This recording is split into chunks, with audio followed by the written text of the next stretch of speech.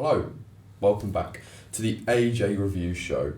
This is not episode 4 of AJ Reviews because I'm actually not going to be reviewing anything new this week. Instead, we're going to be doing a new segment called Monthly Mentions. Still going to be 3 films for you. Don't worry, I'm not going to start overloading you with the last 10 films I've watched over the last week. Just 3 films, 3 great films that I've picked that I think you will also enjoy. So let's get straight into it.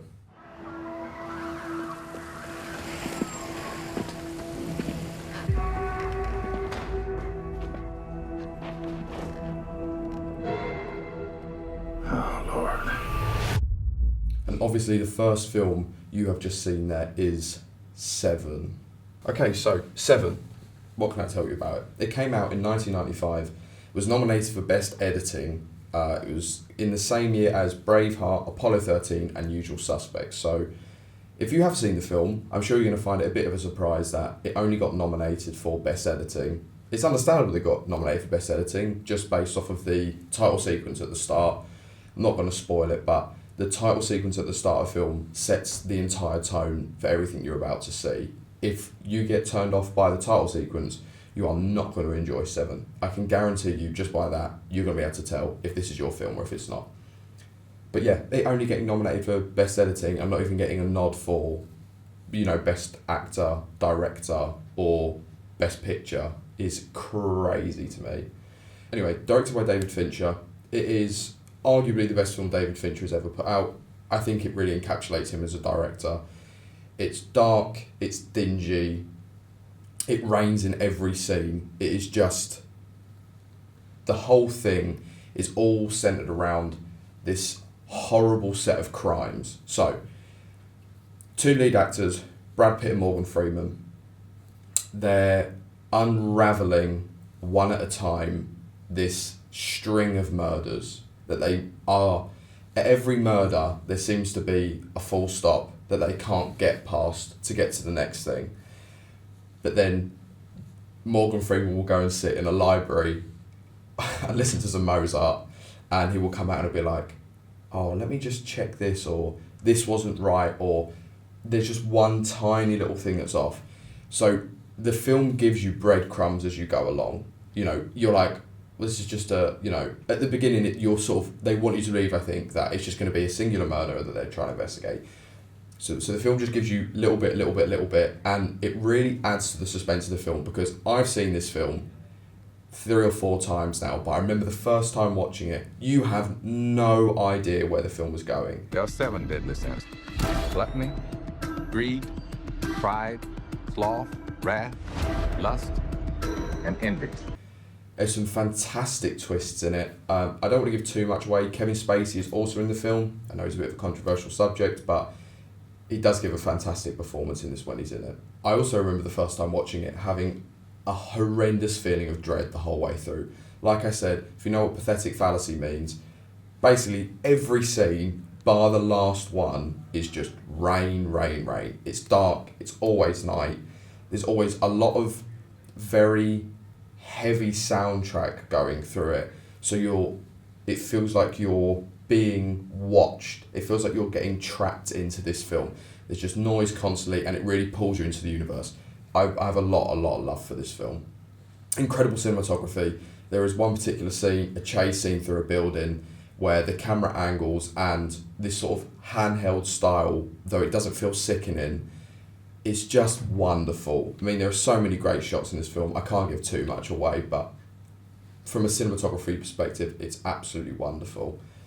Gwyneth Paltrow is also in the film. She is Brad Pitt's wife, and you get this wonderful scene in there between Brad Pitt, Morgan Freeman and Gwyneth Paltrow, where they're in Brad Pitt's and Gwyneth Paltrow's home, and they're having dinner and they're just chatting basically. And it really is, when you get to the scene you'll know, it is the only part of the entire film that you get any warmth. You get to see Pitt with his guard down, you get to see Morgan Freeman with his guard down, and you just get this relaxed, funny bit sort of halfway through that sticks out so glaringly in the film. I mean, it's fantastic, it really works, but it just sticks out like, oh my life, almost where has this come from? But you get to see the contrast in character, and you get to find out a little bit more behind why Brad Pitt is here and how long Morgan Freeman's been here and things like that. So it's just absolutely fantastic. This should not be his first assignment. I've worked homicide 5 years. Not here. For how long have you lived here? Too long. Overall, there's no way I can give this film anything other than 5 stars. It works on so many levels. Like I said, the cinematography is amazing. The acting is just world class. To get these 4 actors together is just amazing. The title sequence tells you so much about what the film is going to be and has inspired, I couldn't tell you off the top of my head, but has inspired so many other films to follow in its wake. 7 trailblazed, and so many things have sort of come after it. I would compare it to, it's similar to Zodiac or Prisoners for a more modern film. It's a 5-star film without a doubt. Get yourself to watch it. Leo! Who's in the bar? You know, this isn't gonna have a happy end. Okay, next up we have Oliver Stone's vision has changed the way we saw our past. Now he takes a look at where we are and where we're going. And you'll be shocked at what he sees. Of course, the film you've just seen is Natural Born Killers. So, I knew nothing about this film, as opposed to 7 where I'd seen before and I was just watching it for its anniversary. I knew nothing about Natural Born Killers whatsoever. Came out in 1994. Basically, the highest thing it got was it was nominated for a Golden Globe for Best Director. The director is Oliver Stone, who also directed Platoon and JFK. It is one of the strangest films I have ever seen. It is very similar to Fear and Loathing in Las Vegas. It's shot in a way that is uncomfortable. It has to be intentionally uncomfortable. There goes from a mixture of like a comedy setup scene to documentary to a handheld documentary, almost like a Blair Witch style thing towards the end. It is an incredibly strangely shot and made film. I mean, the whole thing is just completely bonkers. Right from the start till the last bit, you don't really get off the train. It doesn't relax at all. There is one scene that I would say it relaxes, and it's just sort of a red herring really, and then it just goes absolutely mental to watch again. So your 4 lead acts in this are Woody Harrelson, Robert Downey Jr., Juliette Lewis, and Tommy Lee Jones.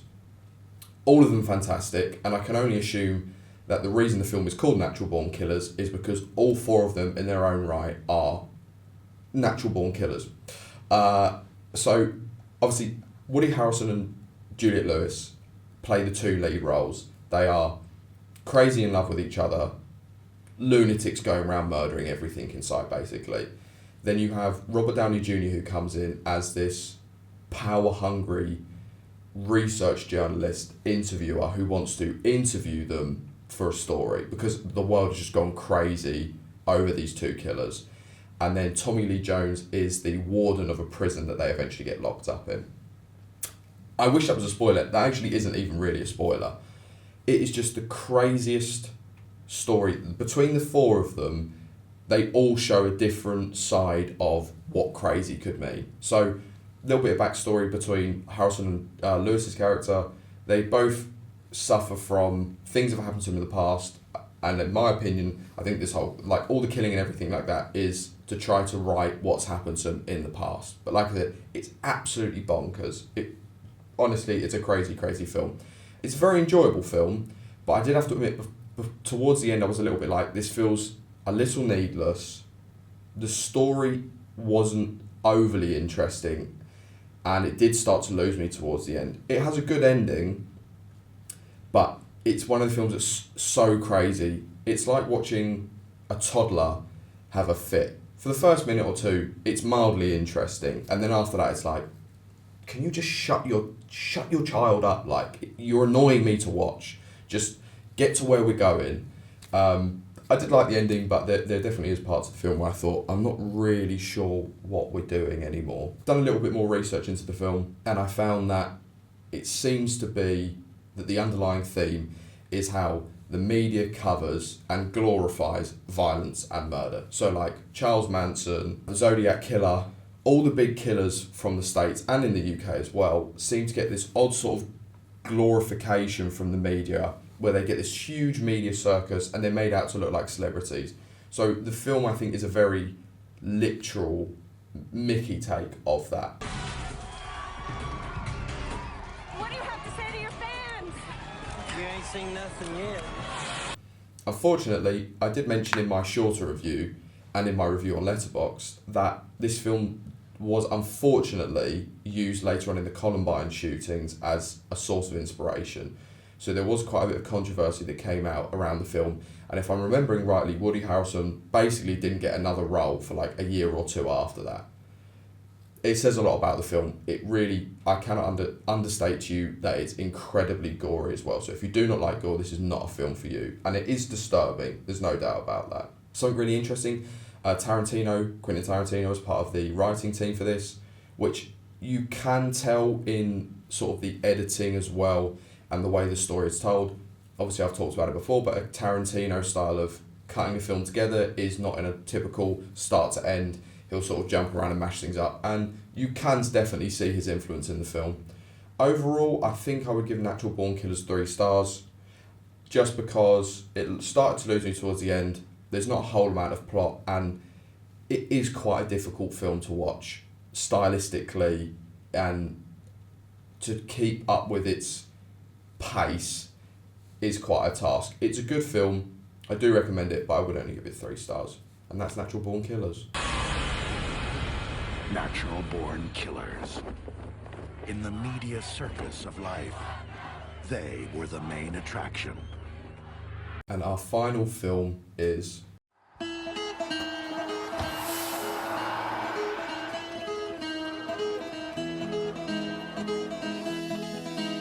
and that is Midnight Cowboy.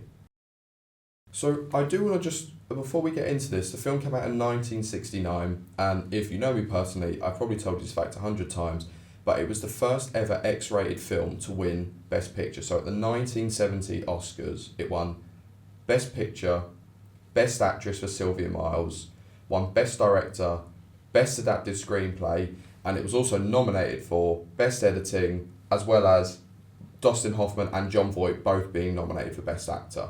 So when you talk about films sweeping up at an Oscars, Midnight Cowboy did the absolute business at the 1970 Oscars. So directed by John Schlesinger, obviously very talented man, and has put together one of the most unusual plots to a film that I've ever seen. So to give you a rough plot summary, Jon Voight's character plays this sort of silly, intentionally and unintentionally sort of dumbed down guy who leaves his home in Texas to go to New York to try to turn tricks and hustle people. Along the way, he meets Dustin Hoffman, who is also basically just like a worm. He's a bit of a greaseball, and between the two of them, they form this very odd friendship. I'm Joe Buck from Texas. Enrico Rizzo from the Bronx. And I'm gonna buy you a drink. What the hell do you think of that? I don't mind if I do. And they're incredibly codependent on one another, although neither of them would ever admit it, which is it's very enjoyable to watch. There's this strange codependency. There are a few themes in the film of homosexuality. I don't believe that the two of them are supposed to be in a relationship in it, but the theme of homosexuality is definitely very prevalent in the film, and I think that the relationship the two of them have, though that neither of them are keen on the idea, it's an interesting thing within the film, and it's something that I enjoyed the most. The two of them on screen together are absolutely fantastic. I mean, Dustin Hoffman was one of my all-time favourite actors, and in the film, he has this mysterious illness which is never really disclosed. I would hazard a guess that it might be some sort of STD, just because of his performance. When I say that, I mean, he starts off at the start of the film, he's quite well, he's a sleazebag, but he's not really got too much wrong with him. He's got a horrible limp, and that's about it, really. And as the film goes on, he gets more and more worn down and more ill. And just for him to be able to give such a convincing performance of a man with such a horrendous illness, whatever it is, he really is incredible in it. You know what they do to you when they know you can't. When they find out that you can't walk. walk. I'll just tell him I don't go nowhere without my buddy here. You know, John Voight plays this idiot cowboy who seems incredibly naive on the world, also very well. I have to give you a bit of a warning for this film. There are some pretty horrible flashbacks, very graphic and gory, sexual assault. And it was graphic. I do not like that in films. I've never watched a single film where I thought, hey, this needs a good old-fashioned rape scene in it. You know, it just doesn't happen. I don't understand it. Hint at it, by all means. I understand it as a means for character progression and a character arc or whatever. But I've never, ever watched a film where I thought, yeah, that was necessary. We needed to watch a graphic scene of that nature. So that is in this film, just as a pre-warning.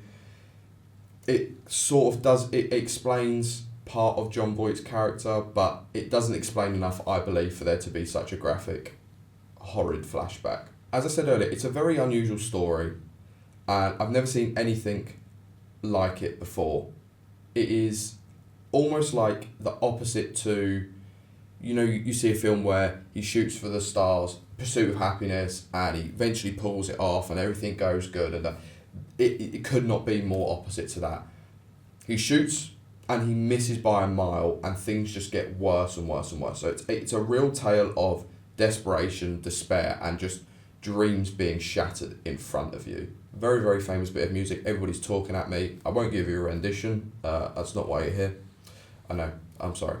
But very, very famous bit of music that does play right at the beginning and right at the end of the film. Thankfully, the film does have sort of a nice ending.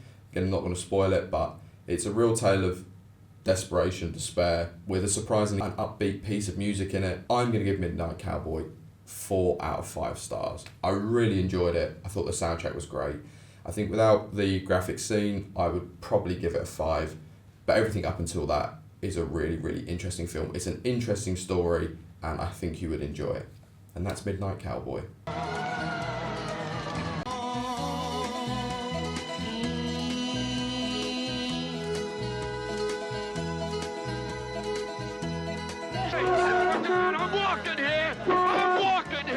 Well, would you look at that?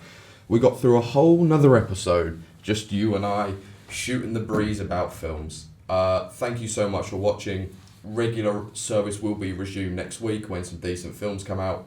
I'm yet to see Anora yet, but I'm very excited to. Obviously, it swept up at the Oscars. I thought it was going to be Conclave, but screw me, right?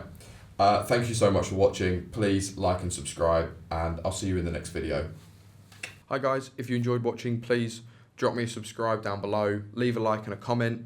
If you look up AJ Reviews 101 on Instagram, drop me a follow on there. And the letterbox is just the same. That's where I leave all my longer reviews. Thank you very much for watching.